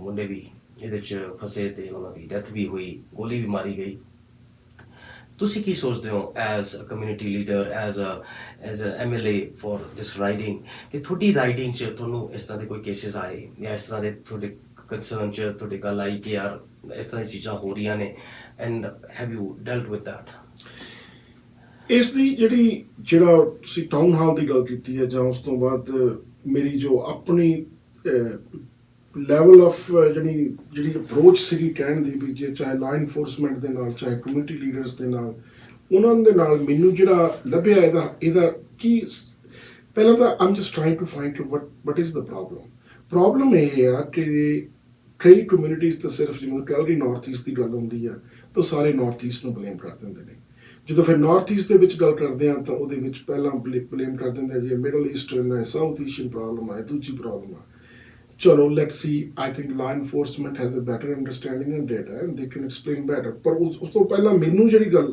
ਨਜ਼ਰ ਆ ਰਹੀ ਹੈ ਵੀ ਉਹ ਇਹ ਆ ਰਹੀ ਹੈ ਵੀ ਕਿ I think problem I think it's between 1 to maybe 2% or 3% of the population who create the problem, but problem 98% ਬਣ ਜਾਂਦੀ ਹੈ ਕਰਨ ਵਾਲੇ 2% ਤੋਂ ਘੱਟ ਨੇ ਬਟ ਪ੍ਰੋਬਲਮ 98% ਬਣ ਗਈ ਹੈ ਬਿਲਕੁਲ ਸੋ ਉਸ ਦਾ ਜਿਹੜਾ ਰੀਜ਼ਨ ਇਹ ਹੈ ਕਿ ਸਾਨੂੰ ਉਹਦੇ ਹੱਲ ਲੱਭਣੇ ਪੈਣਗੇ ਇਹਦੇ ਵਿੱਚੋਂ ਡਰੱਗਸ ਤੇ ਮਨੀ ਉਹਦੇ ਵਾਇਲੈਂਸ ਦਾ ਮੇਨ ਰੀਜ਼ਨ ਡਰੱਗਸ ਤੇ ਵਾਇਲੈਂਸ ਜਿਹੜੀ ਮੰਨਿਆ ਗਿਆ ਉਸ ਦੇ ਵਿੱਚ ਉਸ ਦੇ ਕਈ ਵੀ ਕਾਰਨ ਹੋ ਸਕਦੇ ਗੈਂਗ ਵਾਰ ਸ਼ੁਰੂ ਹੋ ਚੁੱਕੀਆਂ ਨੇ ਇਹ ਨਹੀਂ ਕਿ ਗੈਂਗ ਨਹੀਂ ਹੈਗੇ ਤੁਸੀਂ ਜੇ ਨਹੀਂ ਦੇਖਿਆ ਤਾਂ ਹੁਣ ਡਿਪੈਂਡਸ ਕਿ when you will see a gang member ਜ਼ਰੂਰੀ ਨਹੀਂ ਕਿ ਸਿੱਧੂ ਮੂਸੇਵਾਲੇ ਨੂੰ ਹੀ ਉੱਥੇ ਗੈਂਗ ਵਾਲੇ ਮਾਰਕੀਟ ਨੇ ਆਪਣੇ ਵੀ ਇੱਥੇ ਗੈਂਗ ਮੈਂਬਰ ਤੁਰੇ ਫਿਰਦੇ ਨੇ ਇਹਨਾਂ ਦਾ ਕੋਈ ਰੂਪ ਨਹੀਂ ਇਹਨਾਂ ਦੀ ਕੋਈ ਸ਼ਕਲ ਨਹੀਂ ਇਹ ਆਪਣੇ ਵਿੱਚੋਂ ਹੀ ਨੇ ਸੋ ਪ੍ਰੋਬਲਮ ਇਹ ਆ ਕਿ ਲਾਈਕ ਫॉर ਐਗਜ਼ਾਮਪਲ ਜਿਵੇਂ ਪੁਲਿਸ ਆਫੀਸਰ ਮੈਨੂੰ ਦੱਸਦੇ ਨੇ ਕਿ ਉਹ ਅੱਜ ਕੱਲ੍ਹ ਸਾਰਿਆਂ ਕੋਲ ਸੈੱਲ ਫੋਨ ਨੇ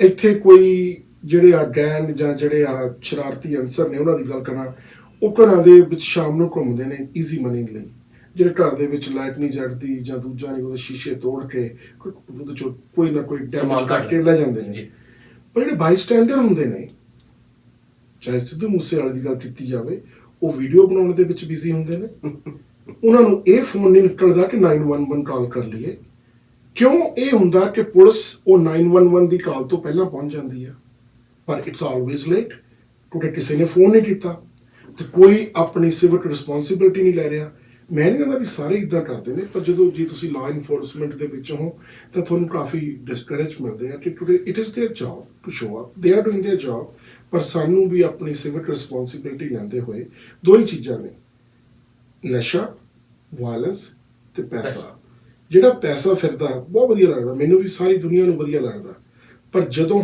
ਹੱਦ ਤੋਂ ਵੱਧ ਹੋਵੇ ਆਪਣੀਆਂ ਅੱਖਾਂ ਬੰਦ ਕਰ ਲੈਣੀਆਂ ਤੇ ਆਪਣੇ ਆਪ ਨੂੰ ਇੱਕ ਬਣਾਵਟੀ ਨਕਾਬ ਪਾ ਲੈਣਾ ਕਿਸੇ ਧਰਮ ਦੇ ਕਿਸੇ ਜਾਤ ਤੇ ਜਾਂ ਕਿਸੇ ਕਮਿਊਨਿਟੀ ਲੀਡਰ ਦੇ ਸਹਾਰੇ ਉਹ ਵੀ ਸ਼ੋਭਾ ਨਹੀਂ ਦਿੰਦਾ ਜੀ ਸਾਡਾ ਐਜ਼ ਅ ਪੋਲੀਟੀਸ਼ੀਅਨ ਕੰਮ ਬਣਦਾ ਤੇ ਪਹਿਲੀ ਗੱਲ ਤਾਂ ਫੋਰਨ ਜਿਵੇਂ ਥਰਡ ਵਰਲਡ ਕੰਟਰੀ ਜਾਂ ਪੰਜਾਬ ਦੀ ਗੱਲ ਕਰ ਲਈਏ ਜਾਂ ਉਹ ਇਹ ਨਾ ਵੀ ਪੋਲੀਟੀਸ਼ੀਅਨ ਵੀ ਉਹਦਾ ਹੀ ਪਾਰਟ ਬਣ ਜਾਈਏ ਜੀ ਅਸੀਂ ਉਹਨਾਂ ਤੋਂ ਦੂਰ ਰਹਿ ਕੇ ਇਹੋ ਜਿਹੇ ਨਕਾਬਪੋਸ਼ੀਆਂ ਨੂੰ ਅੱਗੇ ਲੈ ਕੇ ਆਈਏ ਉਹਨਾਂ ਦਾ ਕੋਈ ਚਿਹਰਾ ਕੋਈ ਧਰਮ ਕੋਈ ਕੁਛ ਨਹੀਂ ਹੈਗਾ ਐਬਸੋਲੂਟਲੀ ਉਹ ਸਾਡੀ ਆਉਣ ਵਾਲੀ ਜਿਹੜੀ ਜਨਰੇਸ਼ਨ ਆ ਉਸ ਦੇ ਸਭ ਤੋਂ ਵੱਡੇ ਦੁਸ਼ਮਣ ਨੇ ਕਿਉਂਕਿ ਉਹੀ ਉਹਨਾਂ ਨੂੰ ਇਹ ਕਲਚਰ ਦੱਸਦੇ ਨੇ ਕਿ there is a easy money out ਜੇ ਉਹ ਈਜ਼ੀ ਮਨੀ ਚਾਹੇ ਘਰਾਂ ਨੂੰ ਬਾਏ ਕਰਨਾ ਹੋਵੇ ਚਾਹੇ ਵਧੀਆ ਗੱਡੀਆਂ ਲੈਣੀਆਂ ਹੋਣ ਮੈਂ ਇਹੀ ਸਮਝਦਾ ਕਿ ਸਾਡਾ ਫਰਜ਼ ਬਣਦਾ ਜਿੰਨਾ ਚਿਰ ਮੈਂ ਪਬਲਿਕ ਸਰਵਿਸ ਦਾ ਵੀ ਇਹੋ ਜਿਹੀ ਨਕਾਬਪੋਸ਼ੀਆਂ ਨੂੰ ਜ਼ਰੂਰ ਬਾਹਰ ਲੈ ਕੇ ਆਵਾਂਗੇ, ਚਾਹੇ ਉਹ ਕੋਈ ਵੀ ਹੋਵੇ, ਕਿਉਂਕਿ ਜੇ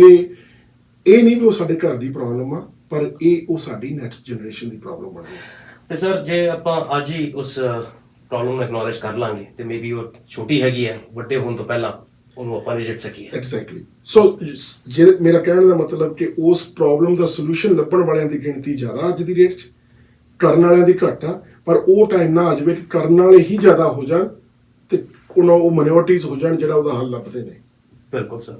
ਲਾਸਟ ਤੇ 5 ਮਿੰਟ ਤੂਰ ਸਾਹਿਬ, ਤੇ ਇੱਕ ਮੈਂ ਤੁਹਾਡੇ ਤੋਂ ਗੱਲ ਕਰਨਾ ਚਾਹੁੰਦਾ ਸੀਗਾ, ਪੈਂਡੈਮਿਕ ਹੁਣ ਹੌਲੀ ਘਟ ਰਿਹਾ, ਕੇਸਿਸ ਹੈਗੇ ਨੇ but still people are fighting it and ਲੋਕਾਂ ਨੇ ਜਿੰਨੇ ਵੀ ਆਪਣੀ ਵੈਕਸੀਨੇਸ਼ਨ ਸੀਗੀਆਂ ਲਈਆਂ, ਲੇਕਿਨ ਹਲੇ ਵੀ ਕੁਝ ਰਿਸਟ੍ਰਿਕਸ਼ਨਸ ਹੈਗੀਆਂ, ਜਿਵੇਂ ਅਰਾਈਵ ਕਾਇਨ ਹੈਗਾ ਤੇ ਹੋਰ ਰਿਸਟ੍ਰਿਕਸ਼ਨਸ ਲੱਗੀਆਂ ਹੋਈਆਂ ਟਰੈਵਲ ਤੇ, ਉਹਦੇ ਬਾਰੇ ਤੁਸੀਂ ਕੀ ਕਹਿਣਾ ਚਾਹੋਗੇ 2 ਮਿੰਟ ਕਿ ਇਹ ਹਟਣੀਆਂ ਚਾਹੀਦੀਆਂ ਕਿ ਨਹੀਂ? ਹੋਣਾ ਦੇਖੋ ਇਟਸ ਅ ਸਾਇੰਟੀਫਿਕ ਕੁਐਸਚਨ ਹੈ ਨਾ, ਵੀ ਜਿਹੜੇ ਸਾਇੰਟੀਫਿਕਲ ਤੇ ਮੈਡੀਕਲ ਕੁਐਸਚਨ ਆ ਇਹ, ਵੀ ਜਦੋਂ as a politician what we do normally, what we should do, ਕਿ ਜਿਹੜੇ ਉਹਨਾਂ ਦੇ ਐਕਸਪਰਟ ਨੇ, ਐਕਸਪਰਟ ਜ਼ਰੂਰੀ ਨਹੀਂ ਵੀ ਕੋਈ ਲੈਵਲ ਤੇ ਰਾ ਦੀਏ, social we can have a community people to, like ਜੇ ਤੁਸੀਂ 에ਅਰਪੋਰਟ ਦੀ ਗੱਲ ਕਰਦੇ ਹੋ ਤਾਂ 에ਅਰਪੋਰਟ ਦੀ ਗੱਲ, 에ਅਰਲਾਈਨਸ ਨੂੰ ਵੀ ਇਨਵੋਲਵ ਕਰ ਲੈਂਦੇ ਆ। So basically we should have a common solution for this. Right. Problem ਇਹ ਆ ਕਿ ਇੱਕ ਗਰੁੱਪ ਕਹਿੰਦਾ ਵੀ ਬਹੁਤ ਜ਼ਿਆਦਾ ਰੈਸਟ੍ਰਿਕਸ਼ਨ ਨੇ, ਇੱਕ ਕਹਿੰਦਾ ਬਹੁਤ ਘੱਟ ਨੇ, ਇੱਕ ਕਹਿੰਦਾ ਠੀਕ ਨੇ।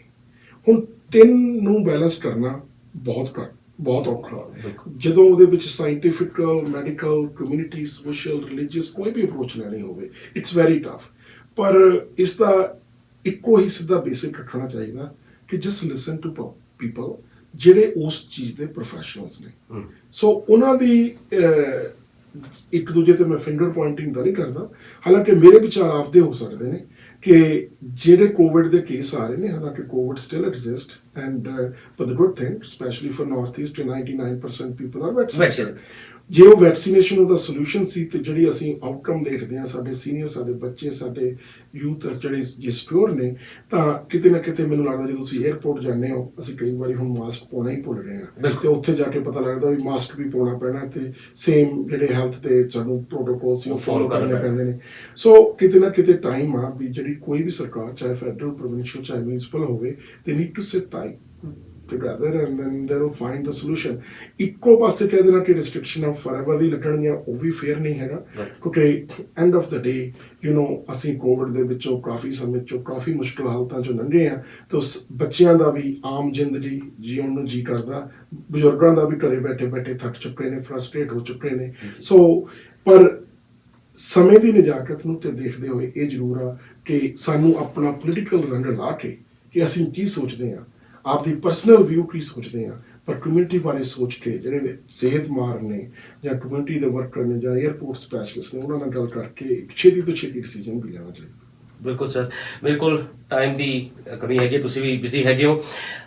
ਆਪਣਾ ਅਸੀਂ ਤੁਹਾਡੇ ਰਾਈਡਿੰਗ ਬਾਰੇ ਬਹੁਤ ਕੁਝ ਜਾਣਨਾ ਚਾਹੁੰਦੇ ਹਾਂ। ਜਦ ਤੁਸੀਂ ਪ੍ਰੋਮਿਸਿਸ ਕੀਤੇ ਸੀਗੇ, ਜਦ ਆਪਣੀ ਸੀਟ ਤੇ ਬੈਠੇ ਸੀਗੇ, ਤੇ ਉਹਦੇ ਬਾਰੇ ਆਪਾਂ ਇੱਕ ਹੋਰ ਪ੍ਰੋਗਰਾਮ 'ਚ ਗੱਲ ਕਰਾਂਗੇ, that will be exclusively about your riding, the problems you faced and how you solved it। ਜਿਵੇਂ ਆਪਾਂ ਕਹਿੰਦੇ ਆ ਕਿ ਕੈਨੀ ਸਾਹਿਬ ਨੇ ਕਿਹਾ ਕਿ 90% promises were delivered, ਤੇ ਆਪਾਂ ਉਹ ਗੱਲ ਕਰਾਂਗੇ ਕਿ ਤੂਰ ਸਾਹਿਬ ਦਾ ਜਿਹੜਾ ਪ੍ਰੋਮਿਸ ਗ੍ਰਾਫ ਸੀਗਾ ਉਹ ਕਿੱਥੇ ਰਿਹਾ। ਅਗਲੇ ਸਾਲ ਇਲੈਕਸ਼ਨਸ ਹੈਗੇ ਨੇ and you must be preparing now ਕਿ ਜਿਹੜੀ ਆਪਣੀ ਆਵਾਮ ਹੈਗੀ ਆ ਉਹਨਾਂ ਨੂੰ ਉਹ ਦੱਸਿਆ ਜਾਵੇ, ਤੇ ਅਸੀਂ ਤੁਹਾਡਾ ਮੈਸੇਜ ਜ਼ਰੂਰ ਲੋਕਾਂ ਤੱਕ ਪਹੁੰਚਾਵਾਂਗੇ।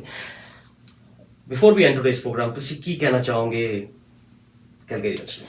ਦੇਖੋ, ਜਿਹੜੀ ਸਿਆਸਤ ਆ ਇਹ ਸਦੀਆਂ ਤੋਂ ਚੱਲਦੀ ਆਈ ਹੈ, ਚੱਲਦੀ ਰਹਿਣੀ ਹੈ, ਇਹਦੇ 'ਚ ਕੋਈ ਦੋ ਰਾਏ ਨਹੀਂ। ਪਰ ਇੱਕ ਜਿਹੜੀ ਲੋੜ ਆ ਟਾਈਮ ਦੀ, ਉਹ ਹੈ ਆਪਦੇ ਆਪ ਨੂੰ ਨੌਲੇਜ ਗੇਨ ਕਰਨੀ। ਹਰੇਕ ਅਲਬਰਟਨਸ ਦੀ, ਕੈਨੇਡੀਅਨ ਦੀ ਰਿਸਪੌਂਸਿਬਿਲਿਟੀ ਬਣ ਗਈ ਆ ਕਿ ਸਾਨੂੰ ਨੌਲੇਜ ਹੋਣੀ ਚਾਹੀਦੀ ਆ। ਸਾਨੂੰ ਨੌਲੇਜ ਇਹ ਹੋਣੀ ਚਾਹੀਦੀ। ਇੱਕ ਜ਼ਮਾਨੇ ਦੇ ਵਿੱਚ ਇਹ ਸੀ ਕਿ ਸਾਡੇ ਛੋਟੇ ਜਿਹੇ ਪਿੰਡਾਂ 'ਚ RMP ਡਾਕਟਰ ਹੁੰਦੇ ਸੀ, 10 ਦਵਾਈਆਂ ਚੋਂ ਦੇ ਦਿੰਦੇ ਸੀ, ਕੋਈ ਕੁਐਸਚਨ ਨਹੀਂ ਸੀ ਕਰਦਾ। ਪਰ ਇਹ ਸਮੇਂ ਦੀ ਨਜ਼ਾਕਤ ਨਾਲ ਚੇਂਜ ਹੋ ਚੁੱਕਿਆ ਕਿ ਕਈ ਪੇਸ਼ੈਂਟ ਡਾਕਟਰਾਂ ਨਾਲੋਂ ਵੀ ਜ਼ਿਆਦਾ ਇੰਟੈਲੀਜੈਂਟ ਹੋ ਗਏ ਨੇ। ਜੇ ਉਹਨਾਂ ਨੂੰ ਕੋਈ ਬਿਮਾਰੀ ਹੁੰਦੀ ਹੈ, ਦੇ ਨੋ ਮੋਰ ਅਬਾਊਟ ਦਿਸ। ਉਸੇ ਤਰੀਕੇ ਨਾਲ ਜਦੋਂ ਅਸੀਂ ਕਮਿਊਨਿਟੀ ਬਿਲਡਅਪ ਦੀ ਗੱਲ ਕਰਦੇ ਹਾਂ, ਹੁਣ ਅਸੀਂ ਉਹ ਅਖਬਾਰਾਂ ਦੀਆਂ ਨਿਊਜ਼ ਪੜ੍ਹਨੋਂ, ਜਿਹੜੇ ਦੂਜੀਆਂ ਨਿਊਜ਼ ਜਿਹੜੀਆਂ ਅਸੀਂ ਪਹਿਲਾਂ ਪੜ੍ਹਦੇ ਸੀ, ਹਫ਼ਤੇ 'ਚ ਨਿਊਜ਼ਪੇਪਰ ਪੜ੍ਹਦੇ ਸੀ, ਉਹ ਟੈਕਨੋਲੋਜੀ ਨੇ, ਸੋਸ਼ਲ ਮੀਡੀਆ ਨੇ ਚੇਂਜ ਕਰ ਦਿੱਤਾ। ਸੋ ਉਸ ਦੀ ਜਿਹੜੀ ਜੇ ਹੁਣ ਸਾਧਨ ਸਾਡੇ ਕੋਲ ਹੈਗਾ, ਉਸ ਦੇ ਨਾਲ ਸਾਨੂੰ ਗਿਆਨ ਰੱਖਣਾ ਚਾਹੀਦਾ। ਪੋਲੀਟੀਸ਼ੀਅਨਸ ਨੂੰ ਸਾਨੂੰ ਆਪਣੇ ਵਿਚਾਰ, ਆਪਣੇ ਸੁਝਾਅ, ਸੁਜੈਸ਼ਨ ਦੇਣੇ ਚਾਹੀਦੇ ਨੇ।